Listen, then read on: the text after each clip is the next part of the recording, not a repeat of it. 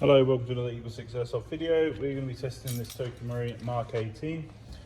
So this one has a gate Titan Advanced installed, the Lalax trigger pin, Prometheus Tightbore barrel, Prometheus 6mm bearings, Prometheus cylinder head, Prometheus Selector plate, Prometheus gears, Prometheus nub, Firefly hot rubber, Prometheus Spring guide, Prometheus Tappet plate, EagleSix Spring, Prometheus gold contact bars with the Dean's modification on the back here, and a modified plate here to go at the back, just hollowed out.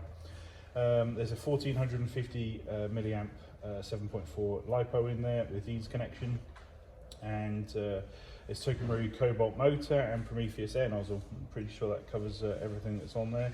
So we've done range testing at 65 meters, and we've measured 346 on 0.2s, 266 on 3.2s, which is a decent SPF for 3.2s. I like to keep it sort of above that 260 mark, and we're ready for demonstrating it.